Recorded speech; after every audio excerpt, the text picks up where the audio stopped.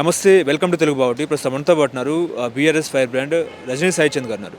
రజనీ సాయిచంద్ గారు ఇవాళ మళ్ళీ మొన్నేమో ఏసీబీ విచారణ, ఇవాళ ఏమో ఈడీ విచారణ ఏంటండి?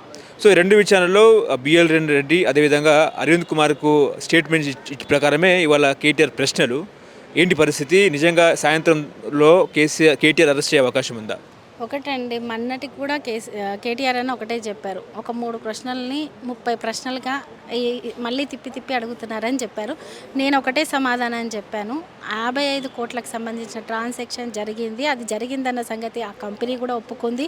అది అధికారికంగా వీళ్ళ పరిధిలో ఉంది. నేను హైదరాబాద్ ఇమేజ్ను పెంచడానికి తీసుకున్న నిర్ణయం, ఒక మంత్రిగా నేను తీసుకున్న నిర్ణయము, అది అంతా అధికార యంత్రాంగం కలిసి తీసుకునే నిర్ణయం అని చెప్పేసి ఆర్బీఐ పరిధిలో కూడా వాళ్ళ ఎటువంటి రూల్స్కు విరుద్ధంగా మేము నిర్ణయం తీసుకోలేదు, రూల్స్లో భాగంగానే వెళ్ళామని చెప్పారు. ఇది కుట్రపూరితమైన కేసు, అవినీతి ఆరోపణ చెయ్యాలని కక్ష కట్టింది కాంగ్రెస్ పార్టీ అని చెప్తున్నారు. అందులో భాగంగానే మన క్వశ్చన్స్ అడిగారు, చాలా ధీటుగా సమాధానం చెప్పి బయటకు వచ్చారు.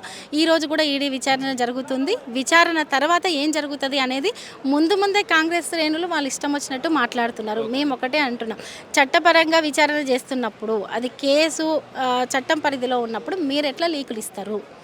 మీకు గాంధీ భవన్లో కానీ లేకుంటే కాంగ్రెస్ శ్రేణుల మధ్య కాదు కదా జరిగేది అని మాట్లాడుతున్నాం.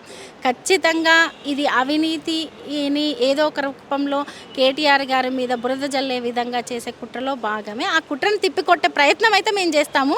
కానీ వాళ్ళు మరి ఏ రకంగా ఉన్నారు, ఎట్లున్నారు, అరెస్ట్ చేయాలని కక్షగట్టున్నారా అనే సంగతి అయితే మాకు తెలియదు. ఓకే, మీరేమో మేము అభివృద్ధిలో అధికారంలో ఉన్నప్పుడు Hyderabad development, Hyderabad brand image కోసమే మేము ఈ పోర్టులు నిర్వహించామని మీరు అంటుంటే, లేదు బ్రాండ్ పేరు చెప్తూ బాండ్ల రూపంలో నిధులు నొక్కారు అని చెప్పేసి సీఎం అంటున్నారు. నిజమే అంటారా? ఒకటండి, ఈరోజు దేశవ్యాప్తంగా ప్రతి ఒక్క పార్టీకి ఎలక్టోరల్ బాండ్స్ ఏ రకంగా వస్తున్నాయి ఏంది అనేది బహిరంగంగానే అందరికీ తెలిసిన సంగతే. ఈరోజు మేమంటున్నాం కాంగ్రెస్ పార్టీకి సంబంధించిన ఎలక్టోరల్ బాండ్స్ కూడా బయటికి తీయండి. ప్రతి పార్టీకి ఉన్నాయి కదా. ఒకవేళ నిజంగానే అలా అయితే మరి ఈరోజు మీరు చాలా కంపెనీస్కి ఇస్తున్నారు కదా, ఈరోజు మెగా కంపెనీకి ఇస్తున్నారు, వాళ్ళు కూడా మీకు ఫండింగ్ చేసిరు, మరి మీరు కూడా ఈ రకంగా మీరు కుమ్ముక్కై చేస్తున్నారా? ఇది కాదు, వాళ్ళు అసలు మ్యాటర్ పక్కకి పోవాలని చెప్పేసి ఏదో ఒక మెలిక తీసుకురావడం. ఈరోజు మీరు 12,000కు సంబంధించిన రైతు భరోసాను ప్రకటించారు. 12,000 అంటే మీరు చెప్పిన దానికి ఒక్కొక్క ఎకరాకి 3,000 తక్కువ.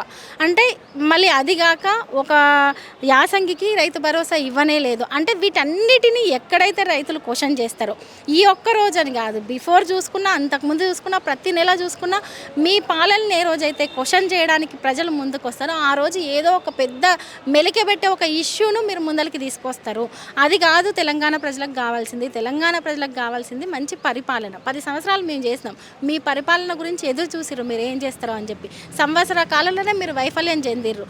దేశం మొత్తం మాట్లాడుకుంటుందండి ఈరోజు. సంవత్సర కాలంలో తెలంగాణలో ఈ కాంగ్రెస్ పాలన వైఫల్యం చెందింది అనేది నేషనల్లో ఉన్న బీజేపీ కూడా మాట్లాడుతుంది. సమాధానం చెప్పండి, దానికి సమాధానం చెప్పండి, ప్రజలకు సమాధానం చెప్పండి.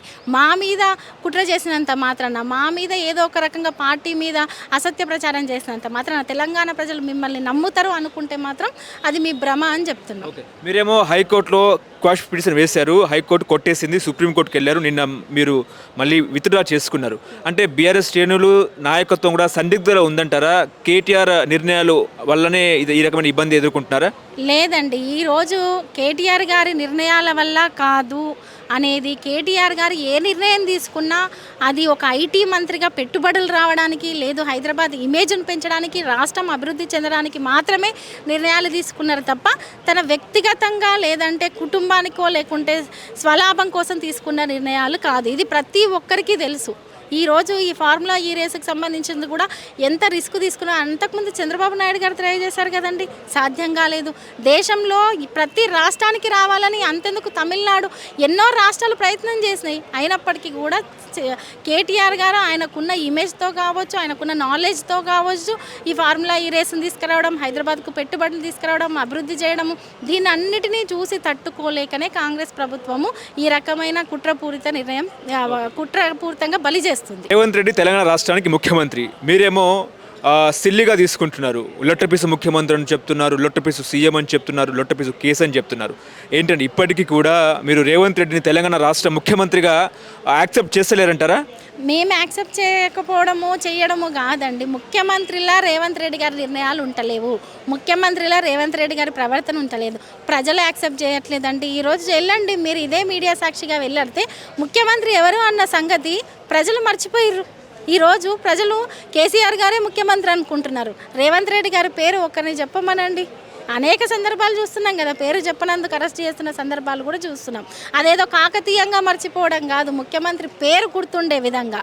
ఇప్పుడు చరిత్రలో చాలామంది ముఖ్యమంత్రులను చూసుకున్నామండి. చాలామంది ఇప్పుడు వైఎస్ రాజశేఖర రెడ్డి లాంటి వాళ్ళు సైతం పెట్టిన పథకాలను, ఉమ్మడి రాష్ట్రంలో పెట్టిన పథకాలను కూడా తెలంగాణ రాష్ట్రంలో కేసీఆర్ గారు తీసేయలేదు, కంటిన్యూ చేసిరు. ఆరోగ్యశ్రీ లాంటి పథకాలు కావచ్చు, లేదు ఫీజు రియంబర్స్మెంట్ లాంటివి కావచ్చు. కానీ ఈరోజు రేవంత్ రెడ్డి గారు ఏం చేస్తున్నారండి, తెలంగాణ అస్తిత్వ ఆనవాళ్ళు పోయే విధంగా నిర్ణయాలు తీసుకుంటున్నారు.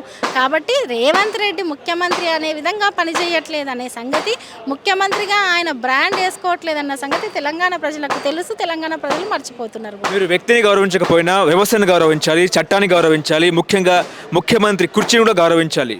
ఆ గౌరవం లేదంటారా మీకు? ఒకటండి, వ్యక్తిగా ఇదే రేవంత్ రెడ్డి గారు అన్నారు కుర్చీని గౌరవించండి అని చెప్పి. గౌరవం ఉంది కాబట్టే మీరు మాట్లాడుతున్న అసభ్య పదజాలం మేము యూజ్ చేయట్లేదు. మేమంటున్నాం మీరు ఇప్పుడు రేవంత్ రెడ్డి గారు కాదు, తెలంగాణ ముఖ్యమంత్రి గారు. కాబట్టి ఆ ముఖ్యమంత్రికి ఉన్న కుర్చీకున్న విలువ మీరు ఇవ్వండి అని చెప్తున్నాం. ఫస్ట్ మీరు తీసుకునే నిర్ణయాలు సీఎంగా తీసుకోండి, మీరు తీసుకునే నిర్ణయాలు తెలంగాణ ప్రజల శ్రేయస్సుగా తీసుకోండి. మీరు మాట్లాడే మాట ప్రతిదీ గమనిస్తున్నారు కదా, సీఎంగా విలువ ఉండాలి అంటే మీరు మాట్లాడే మాట, తీసుకునే నిర్ణయాలు, ప్రజలకు చేసే మంచి, ఇవన్నీ బేస్ చేసుకునే కదా మిమ్మల్ని గౌరవించేది. కాబట్టి ఆ విలువను మీరు పోగొట్టుకుంటుంటే మేమేం చేయగలుగుతామండి?